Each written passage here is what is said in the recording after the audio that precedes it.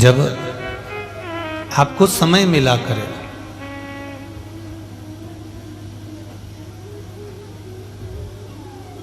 तब उस समय पर प्रयास करा करो कि हम भी कोई पुराण, कोई वेद, कोई शास्त्र, कोई गीता का अध्ययन, कोई भगवत नाम, कोई कीर्तन, कोई मंत्र जाप अवश्य करें।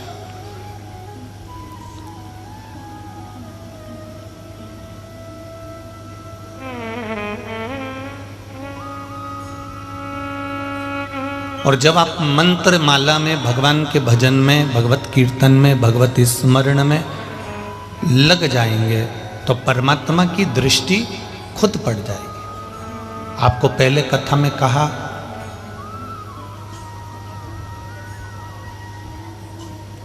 गले में अगर सोने की चेन होगी, पहले भी कथाओं में कहा, तो चोर की नजर जम के बोलो जरूर होगी। यदि आप सुंदर हो, बहुत सुंदर हो, यदि आप सुंदर हो तो लुच्चों की नजर जरूर होगी। और यदि आपके भीतर भगवान विराजमान है और परमात्मा की भक्ति में लगे हो तो भोलेनाथ की नजर जरूर। हम पर उसकी नजर अवश्य पड़ती है।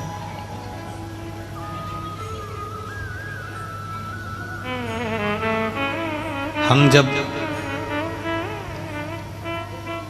भगवान के मंदिर में जाते हैं एक लोटा जल चढ़ाने के लिए, भजन करने के लिए, या शिव महापुराण की इस पावन कथा में जब हम पहुंचते हैं, तुम्हें यहाँ तक लेकर जाने वाला या मंदिर तक पहुंचाने वाला कोई दूसरा नहीं होता। आपके स्वयं के पुण्य, आपका स्वयं का भजन, आपके स्वयं का कीर्तन, आपके स्वयं का मंत्र जाप, आपके स्वयं की माला जाप, आपके स्वयं का भगवत भजन आपको भगवान के दरवाजे तक ले जाता है, भगवान के मंदिर तक ले जाता है। ये कोई पुण्य हमारा है, कोई प्रबल पुण्य हमारा है, कोई भगवत भजन हमारा है, कोई कीर्तन हमारा है, जिसके बल पर हम यहाँ बैठे हैं। अगर हमारा पुण्य नहीं होता, हमारा सत्कर्म नहीं होता, या हमारा मंत्र जाप या माला जाप प्रबल नहीं होता, यदि हमने भगवान का भजन नहीं किया होता, तो शायद ये विश्वास मानकर चलिए कि आप यहाँ नहीं बैठते, आप अपने काम धंधे में लगे होते। उसके हो इसलिए उसने यहाँ बुला लिया, उसके हो इसलिए उसने यहाँ पर आपको आमंत्रित कर लिया।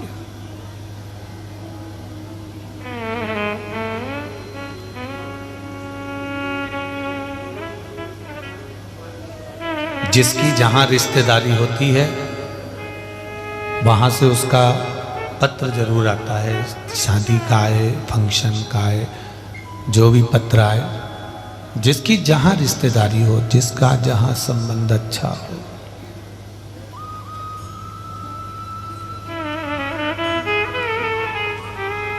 कोई कोई व्यक्ति ऐसा होता है कि उसकी परिवार में ही रिश्तेदारी अच्छी नहीं होती और मोहल्ले में अच्छी होती है, तो वो परिवार की शादी छोड़ेगा और मोहल्ले की शादी में जाएगा।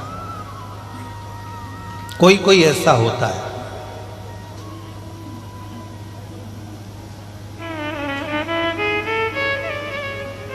संबंध देखा जाता है, आपकी रिश्तेदारी देखी जाती है, आपका संबंध देखा जाता है। जब संबंध अच्छा होगा, जब रिश्तेदारी ठीक होगी, संबंध अच्छा होगा, तो शिव महापुराण की कथा में यदि आप आए हुए हो, मंदिर तक यदि आप गए हो, भजन में अगर आप गए हो, कोई सत्कर्म में, कोई पुण्य में आप गए हो, तो समझ लो कि आपकी देवाधिदेव महादेव से रिश्तेदारी अच्छी है, इसलिए आप कोई सत्कर्म की ओर आगे बढ़ रहे। गला पकड़ रहा है, उसको देख।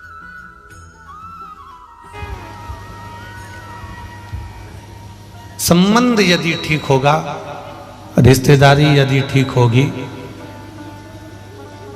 उस संबंध के बल पर आप परमात्मा का भजन कर सकते हो, आप उस परमात्मा का स्मरण कर सकते हो केवल संबंध के बल पर।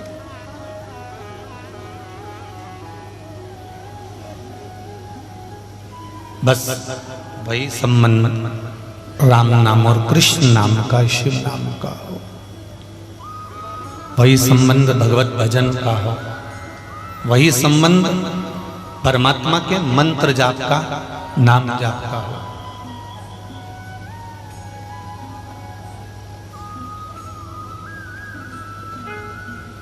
तप में, साधना में, भजन में कितना बल होता है, ये ताप्ती शिव महापुराण की कथा कह रही है।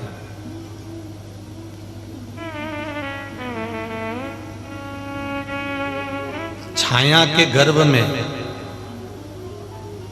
माता संज्ञा जिस छाया को छोड़कर गई थी, उस छाया के गर्भ में जो संतान थी,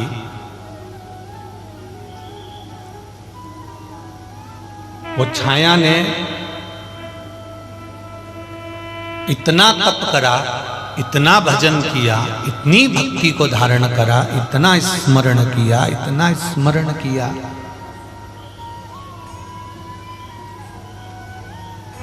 कि गर्भ में जो संतान है वो भी तप करने वाली हुई, वो भी भजन करने वाली हुई, वो भी कीर्तन करने वाली हुई, वो भी मंत्र जाप करने वाली, नाम स्मरण करने वाली हुई।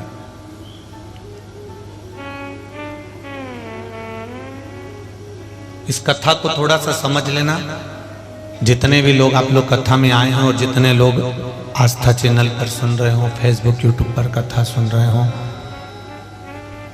आप इसको जरा ध्यान से सुनना कि तप बल की परिभाषा किसको कहते हैं। ब्यूटी पार्लर में जाकर वो सुंदरता नहीं मिल सकती जो महादेव के दरवाजे पर जाकर मिलती है।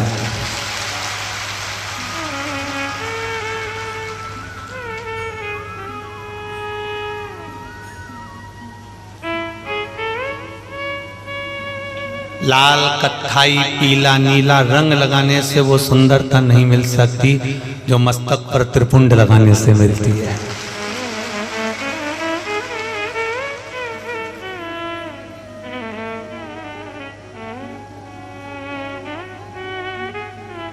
गले में ढेरों सोने के हार पहन लो, एक बार प्रैक्टिकल करके देखना कहीं सीहोर वाला महाराज झूठ तो नहीं बोल गया। तुम्हारे घर में जो रकम हो सोने चांदी की, हीरे पन्ने की, वो सब पहन लेना और उसके ऊपर लाल धागे में एक रुद्राक्ष लटका के रख लेना, उसी रकम के साथ, उसी रकम के साथ।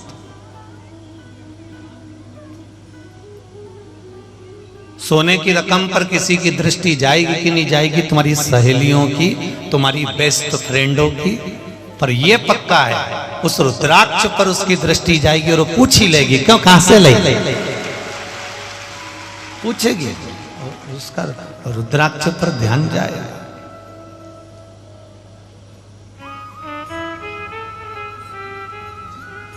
और कोई कोई बेस्ट फ्रेंड तो कह भी देगी, तू भी कहां इस बताओ सीहोर वाला महाराज के चक्कर में पड़ी है।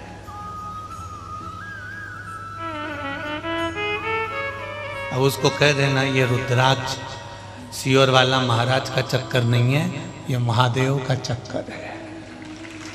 ये रुद्राक्ष कोई सीहोर वाले महाराज ने कहीं से जन्म नहीं दिया, इसको प्रकट नहीं करा। ये रुद्राक्ष देवाधिदेव महादेव ने प्रकट करा है। देवाधिदेव महादेव का प्रसाद, उसका एक स्वरूप है ये रुद्राक्ष। ये रुद्राक्ष उस महादेव का स्वरूप है, ये रुद्राक्ष उस परमात्मा का एक स्वरूप है।